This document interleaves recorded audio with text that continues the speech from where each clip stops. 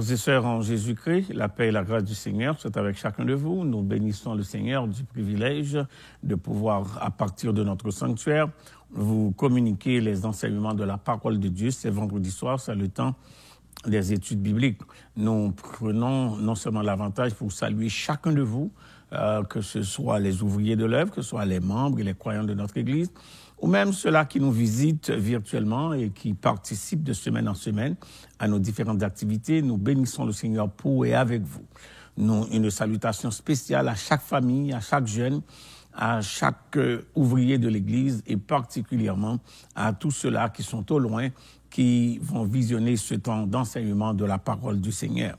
Nous savons que dans ces temps de pandémie, il y a beaucoup d'incertitudes, beaucoup d'inquiétudes, beaucoup de questionnements.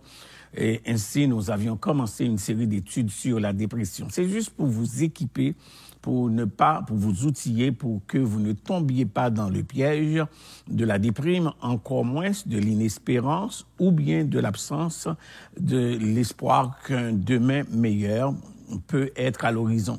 Nous bénissons le Seigneur du privilège de pouvoir contribuer à votre éducation à ce niveau-ci. N'oubliez pas non plus que la persévérance est de mise. Cela veut dire que bien que nous n'avons pas accès au sanctuaire, mais ce serait une bonne chose de vous donner l'habitude de prendre place devant votre écran pour participer aux différentes activités.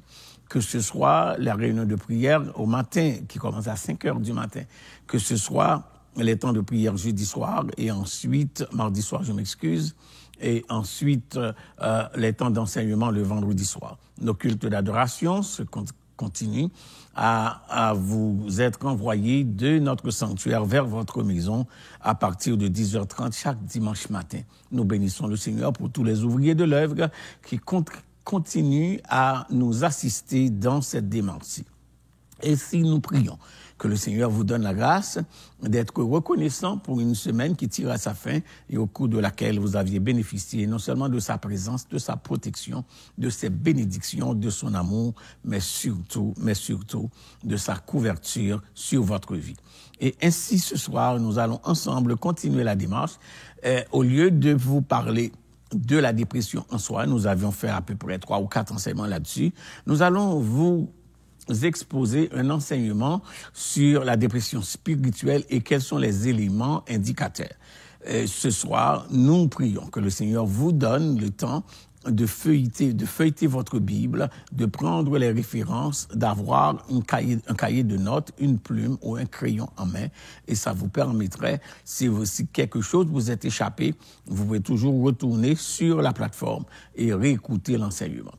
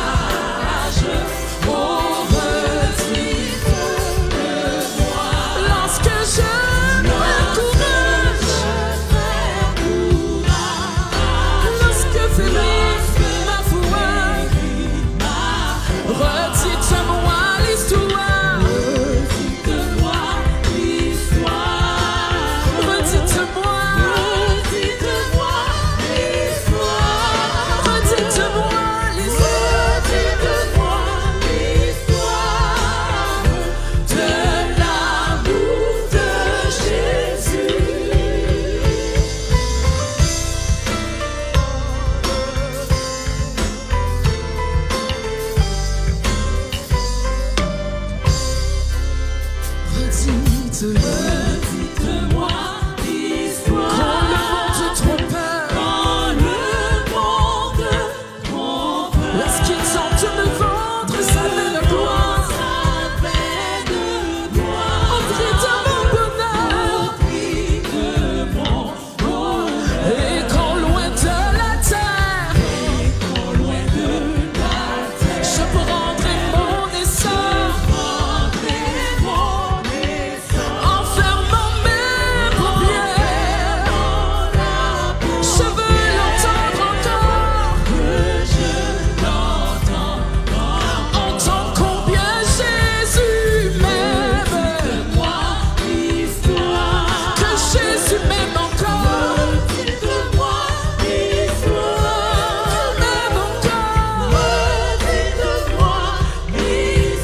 De l'amour de Jésus. L'amour de Jésus.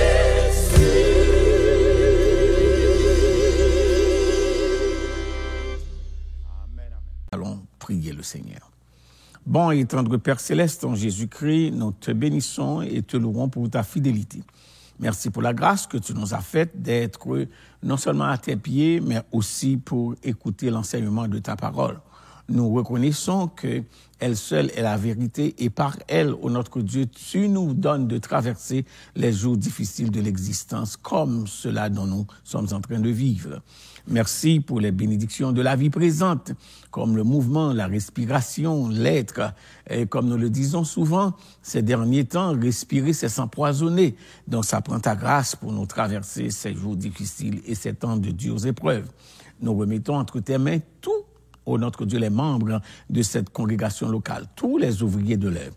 Un après un, une après une, chaque enfant, chaque jeune, chaque adulte, chaque famille, chaque ouvrier, chaque département, tu sauras répandre tes bénédictions. Nous savons que l'adversaire profite de ces temps pour semer le doute, pour semer le découragement, pour nous amener sur un terrain, ô notre Dieu, d'incertitude.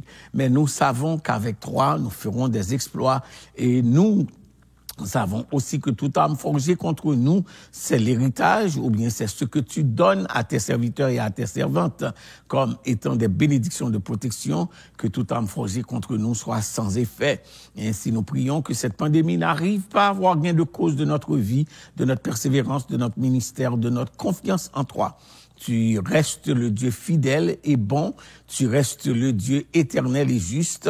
En ton temps et à ta façon, tu sauras, ô notre Dieu, nous conduire vers de nouvelles austérités, vers de nouvelles bénédictions, vers de nouvelles grâces, une autre qualité de vie qui honore non seulement ta bonté, mais qui remettent, ô notre Dieu, ta souveraineté, non seulement dans la vie de tes enfants, mais dans la vie de ce globe.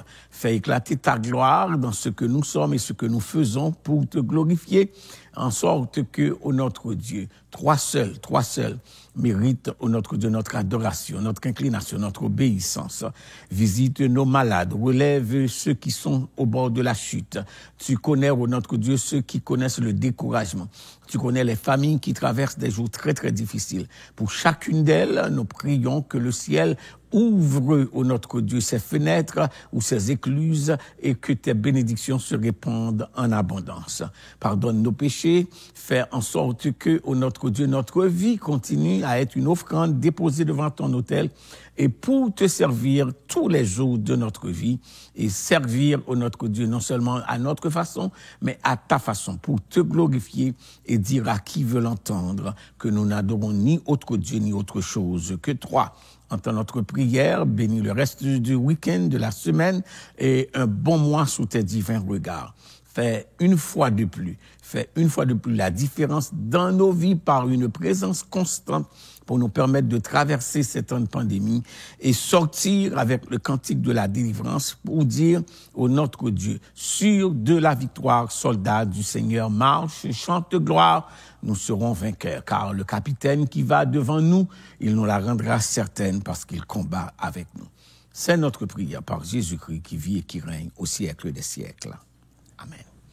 Père, pour nous permettre, frères et sœurs, de continuer une fois de plus la démarche que nous avions commencée depuis quelque temps, soit le mois dernier. Et ce soir, nous allons ensemble regarder les deux éléments qui alimentent la dépression. je vous demanderai de prendre plume, crayon ou cahier. Il y a 2 éléments qui alimentent la dépression. Nous allons vous donner des références. Le premier élément, c'est la peur, et le deuxième élément, c'est l'anxiété. Je reprends. Le premier élément qui alimente la peur et le deuxième élément, c'est l'anxiété. Maintenant, comment s'installent ces 2 éléments au niveau de notre cerveau, au niveau de notre psyché, au niveau de notre âme? Quand j'ai parlé du psyché, c'est le langage grec pour parler de notre intérieur, Trop souvent, nous sommes affectés de l'extérieur, c'est parce que l'intérieur a été affecté par quelque chose. Donc, ainsi, nous comprenons que ces 2 éléments sont à surveiller. La peur, premièrement, deuxièmement, l'anxiété. La peur est causée, c'est une anxiété causée par l'approche d'un danger. Je reprends, la peur, c'est une anxiété causée par l'approche d'un danger. Le danger peut être physique, le danger peut être un danger moral, le danger peut être psychologique, le danger peut être spirituel. Donc, quand je parle de danger physique, je parle par exemple d'un accident de voiture. Je parle d'une grossesse qui est mal terminée. Je parle, par exemple, d'une situation difficile, d'une maison qui a été prise en feu et ça vous a laissé dans le traumatisme. Je parle du décès de quelqu'un qui vous a affecté et que ça crée un état de peur, d'insécurité, d'incertitude pour l'avenir. Donc, quand je parle des réactions, des choses physiques, c'est ça. Maintenant, c'est l'approche d'un danger ou bien vous êtes en train de voir que vous faites face à quelqu'un qui vous est cher, qui va trépasser, ou bien un enfant qui est en danger, ou bien une famille que vous partagez une relation spirituelle très proche, ou bien fraternelle, ou bien amicale avec cette famille-là, et vous voyez que vous êtes dans une situation, que cette famille est dans une situation déplorable, et vous êtes dans une incapacité de les aider. Donc, ça peut être des situations comme ceux-là dont je viens de vous dépeindre, comme celle-là que je viens de vous dépeindre. Donc, n'oubliez pas que la peur est une anxiété causée par l'approche d'un danger. Quelles sont ses causes? Pour parler des choses au niveau spirituel et au niveau matériel, donc on va regarder certaines références ensemble et comprendre que il y a un moyen de dominer ces 2 pôles qui alimentent la dépression, qui sont la peur et l'anxiété. Premièrement, ça peut être l'objet, la peur peut s'installer par la désobéissance. C'est ce que nous avions vu en Genèse chapitre 3. Tournez votre Bible avec moi. À Genèse chapitre 3, nous allons regarder que la peur peut être causée par la désobéissance. Donc, on parle ici d'une dépression spirituelle. Genèse chapitre 3, je vais lire pour vous à partir du verset 6 et je m'arrêterai au verset 10. La femme vit que l'arbre était bon à manger et agréable à la vue et qu'il était précieux pour ouvrir l'intelligence. Elle en prit de son fruit, en mangea et elle donna aussi à son mari qui était auprès d'elle et il en mangea. Le verset 7, les yeux de l'un et de l'autre s'ouvrirent, ils connurent qu'ils étaient nus et ayant cousu des feuilles de figuier, ils s'en firent des ceintures. Le verset 8 dit, alors ils entendirent la voix de l'Éternel Dieu qui parcourait le jardin vers le soir, et l'homme et la femme se cachèrent loin de la face de l'Éternel Dieu au milieu des arbres du jardin. Le verset 9, mais l'Éternel Dieu appela l'homme et lui dit, où es-tu? Il répondit, j'ai entendu ta voix dans le jardin. Voici le mot. J'ai eu peur. J'ai entendu ta voix dans le jardin et j'ai eu peur. J'ai eu peur parce que je suis nu et je me suis caché. Donc, vous remarquez bien, ici, dans le contexte de la Genèse, cette peur est causée par une désobéissance qui les amène vers une dépression spirituelle, un état de peur qui va alimenter l'anxiété. L'anxiété, on va voir, c'est l'incertitude dans le lendemain. Et comment je peux voir ça? Depuis au verset 6, donc ils ont contemplé quelque chose qu'ils ne devraient pas contempler. Deuxièmement, ils n'ont pas simplement contemplé, ils l'ont convoité jusqu'à toucher. Ils n'ont pas simplement contemplé, convoité jusqu'à toucher, jusqu'à le consommer. Et alors, une autre réalité s'installe dans leur vie. Et cette réalité-là, c'est que cette désobéissance va causer une rupture dans leur relation avec Dieu. Ça, c'est le côté spirituel des choses. Ça peut être une rupture avec un ami. Ça peut être une rupture avec un mari, avec une femme, avec un enfant. Ça peut être n'importe quel type de relation. Donc, quand nous vivons une désobéissance, ou bien quand nous traversons les temps de désobéissance que nous avions décidé, soit par convoitise, soit par curiosité, soit par une question simplement de vouloir savoir, des fois, on peut tomber dans cette désobéissance-là, qui peut être une désobéissance morale, qui peut être une désobéissance relationnelle. Donc, on brise les barrières et puis on tombe dans la peur de perdre cette relation. Et ainsi, à Genèse chapitre 3, le verset 10, on voit que nos premiers parents ont expérimenté la peur. Et c'est le premier élément négatif qui alimente la dépression. Et on va voir les conséquences plus tard. Si on va vers le verset suivant, alors ils entendirent la voix de l'Éternel Dieu qui parcourait le jardin vers le soir, et l'homme et sa femme se cachèrent loin de la face de l'Éternel Dieu au milieu du jardin. Remarquez bien, ils ont perdu leur liberté. Ils ont perdu leur liberté, et cette liberté-là, ils vont avoir de la difficulté de la retrouver, ils vont même jusqu'à perdre la jouissance dans le jardin.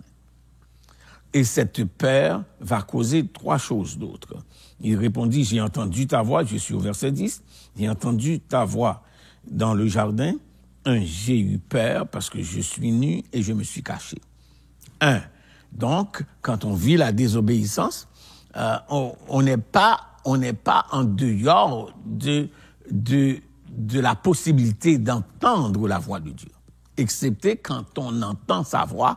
Voilà pourquoi il y a certains messages qui nous effraient, il y a certains discours spirituels, certaines leçons quand nous faisons face à des situations de désobéissance. Donc, il y a un type de message que nous n'aimerions pas entendre. Il y a un type d'exhortation que nous n'aimerions pas entendre. C'est ce qui est arrivé ici. Donc, c'est difficile pour eux d'accepter que Dieu, non seulement est présent, mais que Dieu parle et qu'ils ne savent pas comment se tenir devant cette présence, comment répondre à cette voix, parce qu'ils sont en train de vivre les conséquences de la désobéissance. J'ai entendu ta voix. Premièrement, quand nous sommes dans la désobéissance, Dieu ne nous enlève pas l'opportunité d'écouter sa voix. La deuxième chose, il dit, j'ai entendu ta voix qui parcourait le jardin. Ensuite, il dit, j'ai eu peur. Je vous ai dit que la peur, c'est une anxiété causée par l'approche d'un danger. Donc, il voit dans la présence de Dieu une menace. Au lieu, avant, c'était l'Éternel avait l'habitude ou bien, la routine de venir les visiter. Mais maintenant, cette présence est devenue une menace. Parce que c'est ce que crée chez nous la peur. La peur, c'est une anxiété causée par l'approche d'un danger. Il voit dans la présence de Dieu que nous sommes en face d'un danger. Et le danger, c'est que c'est possible que Dieu nous enlève la liberté de jouir du jardin. C'est possible et c'est ce qui va arriver. Donc, il faut essayer de ne pas se trouver à la porte de la désobéissance, ou bien sur le sentier de la désobéissance, parce que ça vous emmène sur le sentier de la peur. Deuxièmement, c'est parce que c'est pas simplement la peur. Quand on sent qu'on est en face d'un jugement qui est suspendu sur nos têtes. On va vers Hébreux chapitre 11 pour vous expliquer ça. Hébreux, l'épître aux Hébreux, chapitre 11, et puis on va essayer de comprendre cela, qu'il n'est pas toujours évident qu'on peut gérer tout ce qui se passe. Hébreux chapitre 11, je lis pour vous.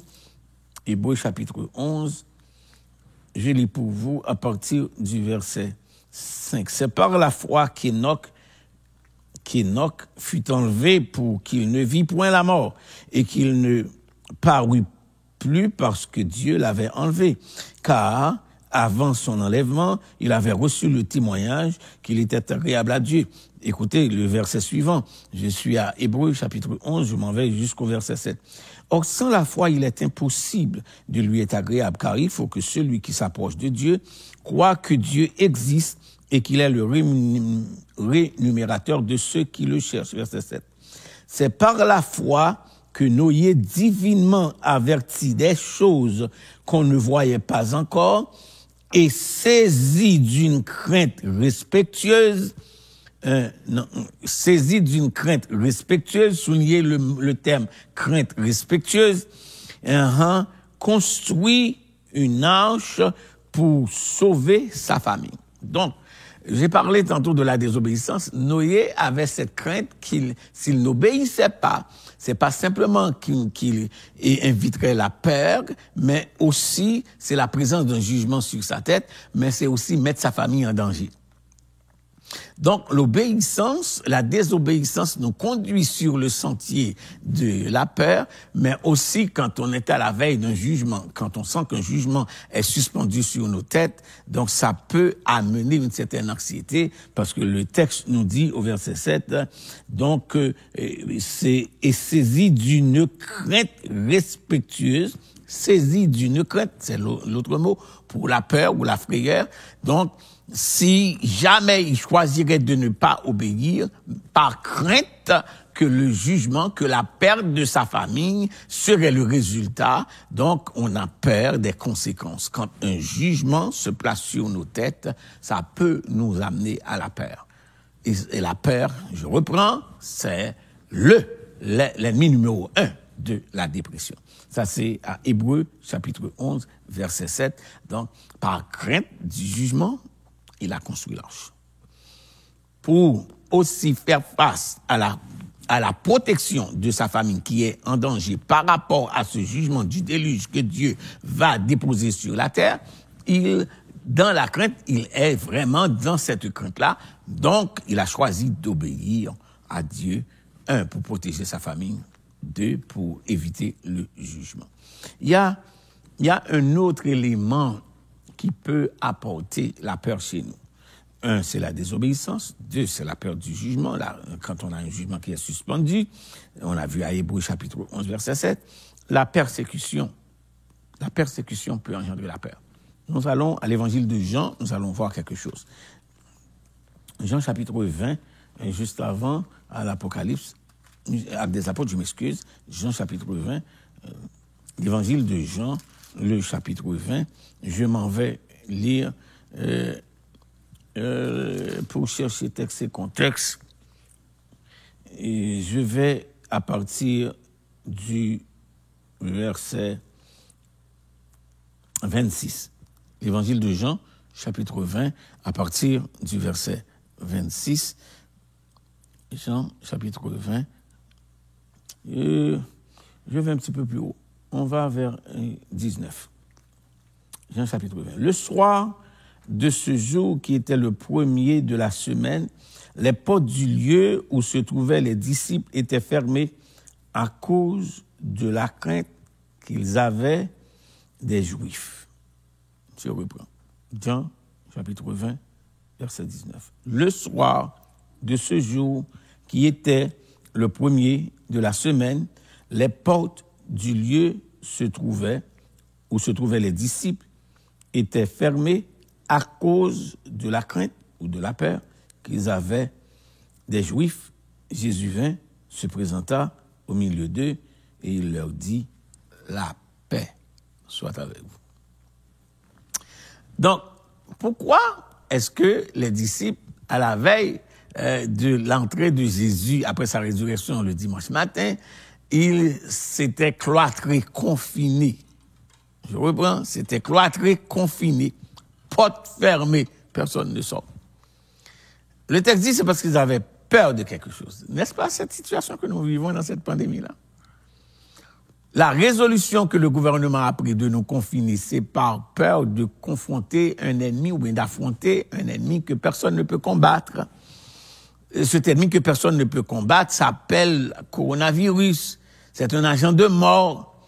Donc, dans ce cas, dans le contexte de Jean chapitre 19 que nous venons de lire, de Jean chapitre 20, plutôt verset 19 que nous venons de lire, c'est une situation déplorable qui s'est passée à Jérusalem. Donc, un ami, une personne qui était cher à ses disciples-là, le Sauveur du monde, le Jésus, qui les a choisis, qui a fait des miracles, qui les a conduits vers le leadership ecclésial, et ils ont sur leurs yeux vu que ce Jésus a été enlevé, pas simplement enlevé, mais a été de façon, je dirais, inacceptable, jugé et ensuite condamné et puis exécuté. Donc tout ceci a installé cette peur-là. Donc la sécurité n'était plus au rendez-vous et ainsi, s'ils ont pu prendre le maître, donc eux aussi, ils pensaient que leur vie était chose ayant peu de valeur aux yeux de ceux-là qui viennent juste de violer ou bien d'enlever la vie de leur Seigneur.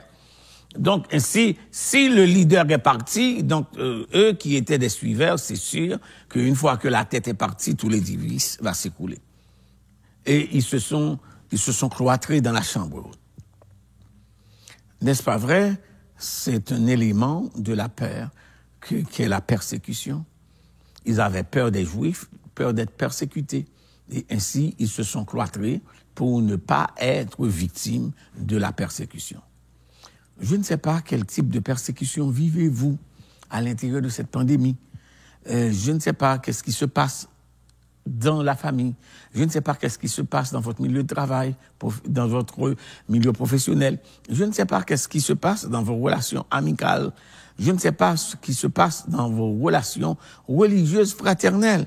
Il peut y avoir des situations difficiles auxquelles nous devons faire face et qui demandent des fois qu'on se renferme sur nous-mêmes, qu'on se ferme, qu'on se confine pour ne pas être victime de quoi que ce soit, la peur d'être persécuté. Donc voilà un des éléments qui peut nous conduire vers la dépression. On a vu la désobéissance, on a vu quand un jugement est suspendu sur nos têtes, on vient de voir la persécution. Maintenant, ça peut être aussi l'objet la peur peut être alimentée par des événements naturels, comme un naufrage. On va voir ça à Actes chapitre 27, versets 17 à 29. Actes des apôtres, chapitre 27. Actes des apôtres, chapitre 27, on va voir. Donc, on peut être devant des situations naturelles, des événements comme si vous vivez une catastrophe naturelle comme tremblement de terre, comme s'il y a un tsunami quelque part, s'il y a une tempête qui s'élève. Je parle d'événements naturels, catastrophes naturelles. C'est ce que je parle. Donc, à Actes des Apôtres, chapitre 27, je lis pour vous à partir du verset 17 et vous allez pouvoir comprendre ce dont je parle. Après l'avoir hissé, on se servit des moyens de secours pour ceindre le navire et, dans la crainte de tomber sur la Syrte, on baissa les voiles. Et c'est ainsi qu'on se laissa emporter par le vent. Suivez. Comme nous étions violemment battus par la tempête, le lendemain, on jeta la cargaison à la mer. Et le troisième jour, nous y lançâmes de nos propres mains les agres du navire. Le soleil et les étoiles ne parurent pas pendant plusieurs jours, et la tempête était si forte que nous perdîmes enfin toute espérance de nous sauver. Vous comprendrez, on est à Actes des Apôtres dans un événement naturel, perdre l'espérance de nous sauver. Soulignez ça dans votre Bible. Donc, on est devant une situation naturelle qui enlève à des prédicateurs, à des missionnaires, à des hommes qui sont en relation avec Dieu, qui sont au cœur de l'exécution d'une grande commission, qui font face à une catastrophe naturelle. Maintenant, ils ont perdu l'espérance de se sauver. Donc, Actes des Apôtres, chapitre 27, verset 17, vous lire jusqu'au verset 29, vous verrez que des situations défavorables qui font partie de la vie naturelle peuvent être des centres de frayeur, des centres de frayeur. Et ça peut nous conduire vers la dépression. Donc, quand vous êtes devant une situation devant laquelle vous n'avez pas les moyens de vous en sortir et cela vous enlève l'espoir de vivre, donc vous êtes dans cet état de peur parce que juste un événement naturel. Il y a 3 autres choses que je veux voir avec vous avant de vous parler des états dans lesquels la peur nous laisse. Les 3 autres choses, c'est 1, la certitude, l'incertitude, je m'excuse. 2, c'est la mort. 3, c'est les événements de la fin. Je reprends. Et des choses qui nous amènent vers la peur, autre que la désobéissance, autre qu'un jugement qui est suspendu sur nos têtes, autre que des événements naturels que je viens de vous dire. Il y a l'incertitude. L'incertitude par rapport au lendemain, l'incertitude par rapport à l'avenir ou le devenir de nos enfants, de notre foyer, de notre carrière, ça peut être n'importe quoi. Je vous recommanderais de lire 2 Corinthiens, chapitre 11, verset 3. L'incertitude, c'est une des sources qui alimente la peur. Comme aujourd'hui, nous vivons cette pandémie, personne ne peut nous dire quand est-ce que ça va se terminer. C'est une incertitude. Personne ne peut nous dire quand est-ce qu'ils vont trouver un remède ou un vaccin par rapport à ça. C'est une incertitude. Personne ne peut vous dire quand est-ce que vous pouvez retourner à persévérer comme vous l'auriez toujours souhaité le faire. C'est une incertitude. Personne ne peut vous dire quand est-ce que vous ne serez pas confiné à la maison pour travailler parce que ça devient irritant. C'est une incertitude. Donc, les incertitudes amènent cette peur-là. Cette peur de l'avenir, cette peur du devenir, cette peur de ce que peut être votre lendemain.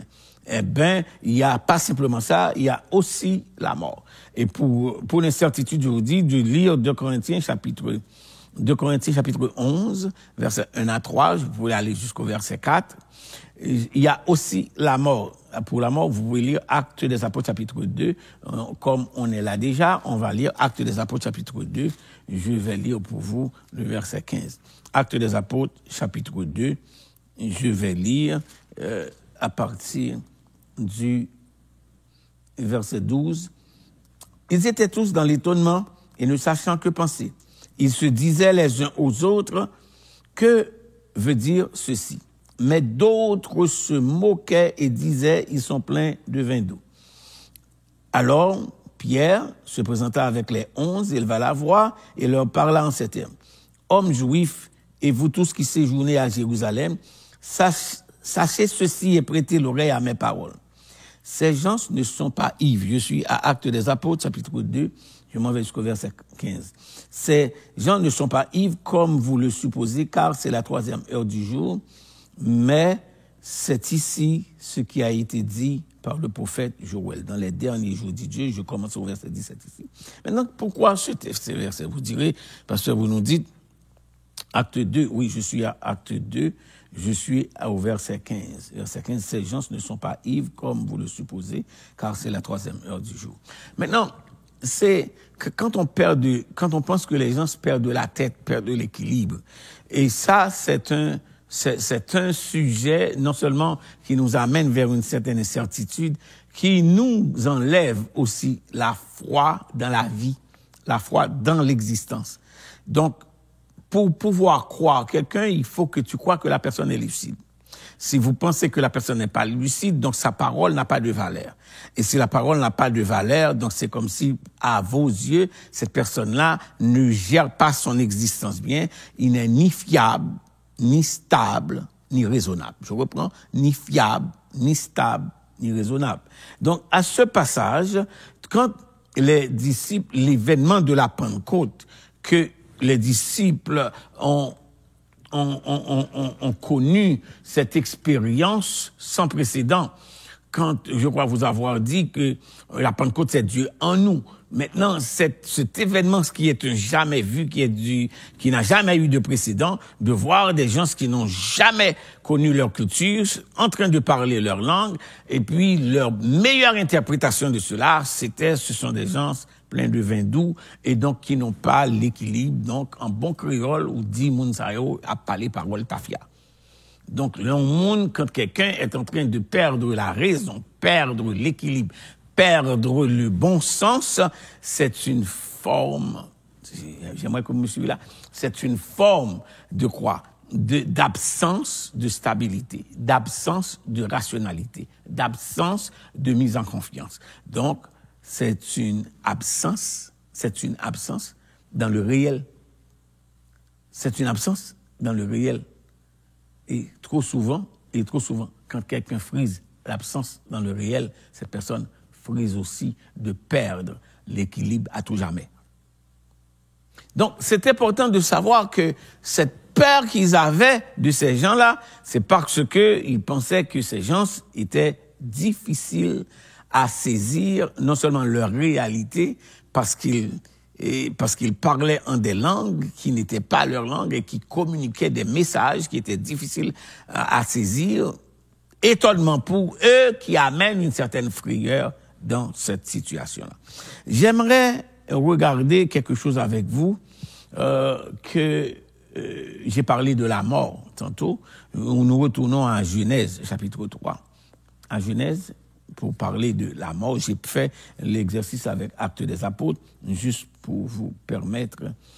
Je retourne vers Genèse pour vous parler la toute première fois que Dieu prononça le mot mourir. Je suis à Genèse chapitre 2. Je suis à Genèse chapitre 2. Je suis au verset 15. L'Éternel Dieu prit l'homme et le plaça dans le jardin pour le cultiver et pour le garder. L'Éternel Dieu donna cet ordre à l'homme: tu pourras manger de tous les arbres du jardin, mais tu ne mangeras pas de l'arbre de la connaissance du bien et du mal.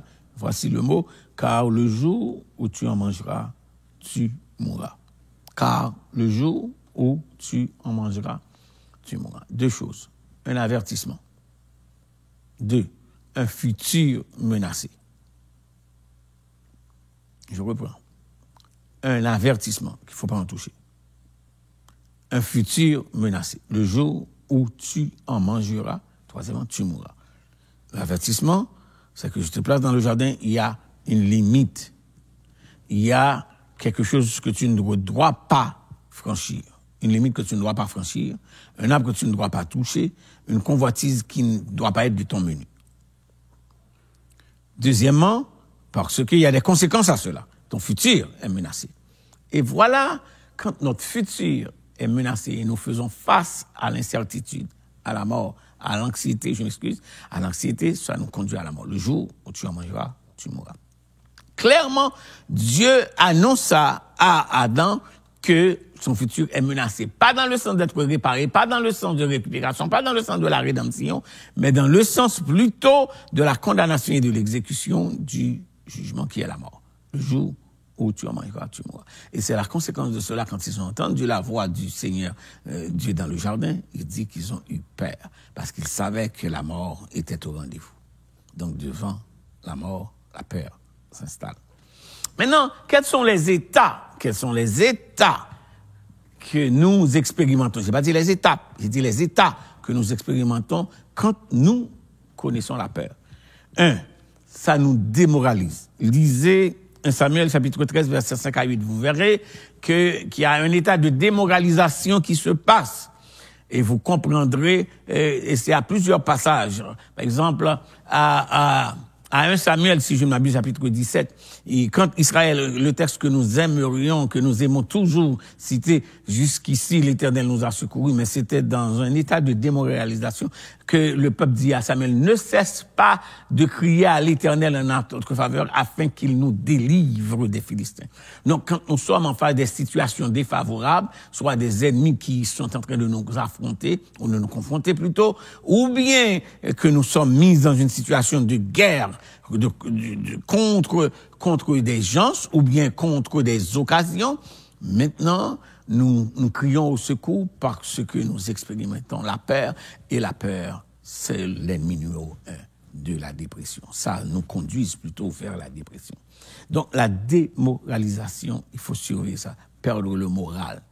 C'est pas quelque chose que le chrétien peut se permettre de vivre. Parce que trop souvent, quand on perd le moral, on perd le nord des événements, on est sujet à la défection, et cette défection nous conduit vers la dépression. Deuxième chose, ça nous paralyse. C'est pas simplement la démoralisation, ça nous paralyse. À Matthieu chapitre 28, verset 4, un texte que j'aimerais voir avec vous, à Matthieu chapitre 28, verset 4, je vais vous aider à voir quelque chose. C'est le matin de la résurrection. On dit que Et voici, il y eut un grand tremblement de terre, car un ange du Seigneur descendit du ciel, vint rouler la pierre et s'assit dessus. Son aspect était comme l'éclair et son vêtement blanc comme la neige. Les gardes tremblèrent de peur. Les gardes tremblèrent de peur. Les gardes tremblèrent de peur. Pourquoi? Le texte nous dit, et devinrent comme morts. Quand on expérimente la peur, ça peut non seulement nous démoraliser, ça peut nous paralyser jusqu'à nous conduire vers un état de mort. Voilà pourquoi j'ai parlé tantôt que devant la mort, on vit une peur indomptable. Donc c'est important de comprendre que quand ils ont vu non seulement l'événement de la résurrection et pensant que c'est quoi le sort qui les attend, je parle des soldats romains ici, c'est quoi le sort qui les attend, donc conséquemment, ils sont non seulement démoralisés, mais ils sont paralysés et le texte nous dit devenus comme morts. Évitez d'être démoralisé par n'importe quelle situation, évitez d'être paralysé par n'importe quelle situation parce que vous serez dans l'impossibilité de vous relever tout seul et la peur, une fois s'installée, vous savez que vous êtes au bord de la déprime. Donc, c'est important. Maintenant, j'aimerais aussi vous aider à comprendre l'autre aspect que nous avions parlé. C'était la peur. Deuxièmement, c'est l'anxiété. C'est quoi l'anxiété? L'anxiété nous amène à un état d'agitation d'esprit qui est produit par une vraie ou une peur imaginaire. Je reprends. L'anxiété est un état d'agitation. Ça, c'est important. L'anxiété, c'est un état d'agitation d'esprit produit par une vraie ou une peur imaginaire. Donc, la peur marche de pair avec l'anxiété. L'anxiété avec la peur marche de pair. Je reprends. L'anxiété avec la peur marche de pair. Donc, conséquemment, il faut se surveiller par rapport à ces choses-là. Maintenant, je vais conclure pour vous donner certains versets à lire et vendredi prochain, nous reviendrons pour regarder ensemble comment vaincre la peur et l'anxiété. Et quelles sont les causes ou bien les circonstances qui nous amènent vers l'anxiété? La trahison de nos proches. La trahison de nos proches. Vous pouvez comprendre ça avec Joseph et ses frères. Donc, lisez Genèse chapitre 32, versets 6 à 12. La trahison de nos proches. Quand vous expérimentez un acte de trahison par quelqu'un qui vous est proche, à quelqu'un à qui vous avez inspiré confiance et qui vous a trahi, donc, ainsi, ça vous amène vers une anxiété. Ça, c'est 1. 2. La rébellion des enfants. Si vous allez à 2 Samuel, chapitre 18, versets 24 à 33, vous verrez un exemple. La rébellion des enfants qui amène à des conséquences fâcheuses. Donc, quand vous avez un enfant qui refuse de t'obéir, je m'excuse, qui refuse de vous obéir, un enfant qui refuse de prendre pli, les disciplines de la maison, un enfant qui refuse de persévérer dans ses études, un enfant qui fréquente des mauvais amis, un enfant qui pense qui a la vie en main et qui peut être sujet à n'importe quel malheur, à n'importe quel moment, qui ne choisit pas quand entrer, quand sortir, qui ne choisit pas ses amis, qui n'écoute personne. Donc la rébellion des enfants peut être un sujet de sévère anxiété. 2 Samuel, chapitre 18, versets 24 à 33. Il y a un autre élément de la vie nationale qui peut être l'objet d'une anxiété. Des décisions politiques qui menacent la vie, des décisions politiques qui menacent la vie d'une communauté, qui menacent la vie d'un peuple. Allez voir ça à Esther, chapitre 4, versets 1 à 17. Esther, chapitre 4, versets 1 à 17. Ensuite, la maladie d'un enfant ou d'un être cher. La maladie d'un enfant. Allez à Jean, chapitre 4. Verset 46 à 40, vous verrez quelque chose. Je peux aller dans ce même évangile de Jean, aller au chapitre 11, vous verrez pour la mort de Lazare, vous verrez l'inquiétude des sœurs, vous verrez l'anxiété, vous verrez la demande, vous verrez le messager qu'ils ont envoyé, et vous verrez la prière. Et finalement, quand Jésus était venu, ils n'ont pas cru parce que l'anxiété a gagné le territoire. L'espérance n'était pas au rendez-vous. Et finalement, les couples qui se sont mariés longtemps et qui n'ont pas pu accueillir un enfant, l'absence de la fertilité pour un certain temps peut être l'objet d'une anxiété. Maintenant, pasteur, c'est comment vaincre ça. 1. La confiance en Dieu. Prenez note. Psaume 37, versets 1 à 5. La confiance en Dieu, que ce soit pour la peur, que ce soit pour l'anxiété. Écoutez ma deuxième, la dépendance du Saint-Esprit. Il y a des cantiques que nous chantons qui ne reflètent pas notre croyance comme « Bienvenue Saint-Esprit ». S'il habite en nous, comment dire bienvenue à quelqu'un qui habite en vous? Donc c'est de savoir cette réalité-là, cette correction dans votre conviction, dans votre foi, de dépendre du Saint-Esprit. Allez voir Marc chapitre 13, verset 1er. Ensuite, il faut croire à la provision de Dieu pour votre vie. Il faut croire à la provision de Dieu pour votre vie. Lisez Luc chapitre 12, verset 22 jusqu'au verset 30. Luc chapitre 12, verset 22 jusqu'au verset 30. Quatrième recommandation. Première recommandation pour les vaincre, ces deux grands ennemis-là, la peur et l'anxiété. 1, la confiance en Dieu, Psaume 37, verset 1 à 5. La dépendance du Saint-Esprit, Marc 13, verset 1er jusqu'au verset 5. Troisième, croire à la provision de Dieu sur votre vie, Luc chapitre 12, verset 22 à 30. Et ensuite, faire un regard d'en haut. Comment faire ce regard d'en haut-là? Donc, c'est important à la durée quand l'extérieur de nous est en train de nous effrayer davantage et l'intérieur est en panique. Il faut regarder vers le ciel. On regarde à Dieu. Et comment faire ça? Luc chapitre 21, verset 25 à 37. Et j'ai une autre recommandation pour la vaincre. Une assurance de la souveraineté de Dieu sur votre vie. Nous savons du reste que toute chose concourt au bien de ceux qui aiment Dieu. Il faut vous dire que je vais en sortir parce que Dieu est en train de me passer par une situation où je dois obtenir la maturité. Romains chapitre 8, à partir du verset 20 jusqu'à verset 28 au verset 30, vous verrez la provision de Dieu, une assurance de la souveraineté de Dieu. Car ceux qu'il a connus d'avance, il a fait ça. Ceux qu'il a connus d'avance, il les a aussi appelés, il les a aussi préservés, il les a aussi glorifiés. Donc, croire à la souveraineté de Dieu sur votre vie.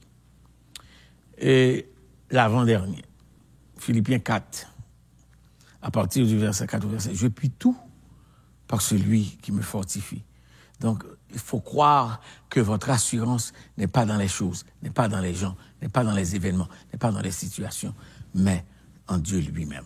Je puis tout par ce Philippiens chapitre 4, à partir du verset 1 jusqu'au verset 6. Et finalement, croire que Dieu peut prendre soin de vous. Croire que Dieu peut prendre soin de vous. 1 Pierre 5, verset 1 à 7. 1 Pierre, chapitre 5, verset 1 à 7. Que le Seigneur vous bénisse, qu'il vous donne la grâce de partager ce temps d'enseignement, que ce soit les références, que ce soit les petits commentaires que j'ai pu partager avec vous pour votre édification. Et certainement, nous reviendrons la semaine prochaine regarder ces versets que je vous ai donnés pour pouvoir les commenter ensemble et expérimenter la joie que l'on trouve dans Philippiens. Soyez toujours, je vous le répète, soyez toujours joyeux. Donc, envers et contre cette pandémie, envers et contre les circonstances, envers et contre les situations présentes. Donc, le chrétien chante toujours joyeux, telle est notre devise, joyeux d'avoir Jésus-Christ pour sauveur. Quand tout tombe, il te reste la joie de ton salut. Quand tout tombe, il te reste le Dieu qui n'abandonne pas. Quand tout tombe, il te reste celui qui a fait la promesse, voici, je suis avec vous tous les jours. Anxiété ou peur qui vous conduit à la dépression, voici, ou bien voilà les recommandations du Seigneur à travers sa parole. Que le Seigneur vous bénisse abondamment. Prions. Notre Dieu, notre Père, merci pour l'enseignement de ta parole. Merci de nous avoir conduits une fois de plus à cette source intarissable.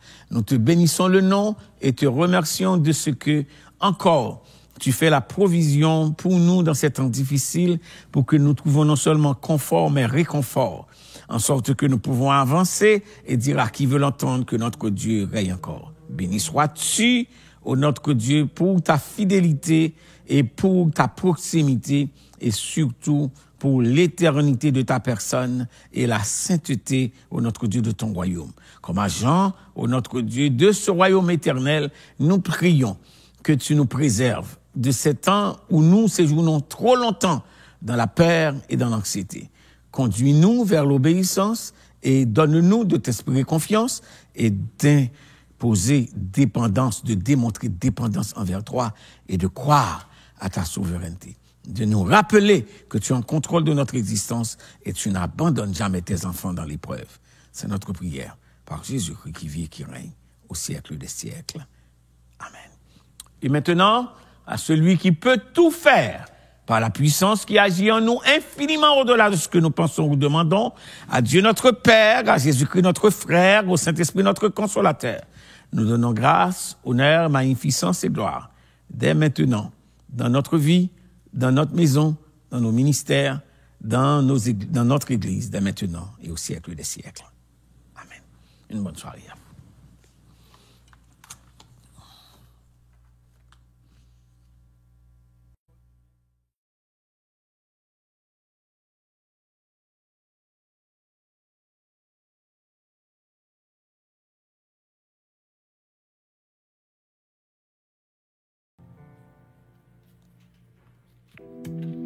À vous qui adorez avec nous dimanche après dimanche par le biais de l'Internet, tout le plaisir est pour nous d'étendre nos salutations jusqu'à vous. Si vous désirez adorer avec nous par vos dons, cela est maintenant possible.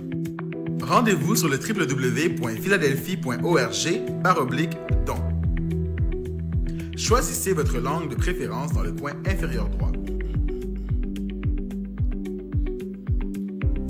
Puis, choisissez le montant de votre don. Au besoin, choisissez l'une ou l'autre des options du menu déroulant et cochez la case « Don mensuel » si vous désirez faire une contribution sur une base régulière. Vous avez ensuite le choix de faire votre don à partir d'un compte PayPal déjà existant ou faire un don avec une carte. Important, si vous êtes déjà membre de l'Église évangélique Philadelphie et que vous avez un numéro de dîme, inscrivez-le dans la case « Écrire un message ». Puis, remplissez le formulaire de vos informations personnelles afin de compléter le processus.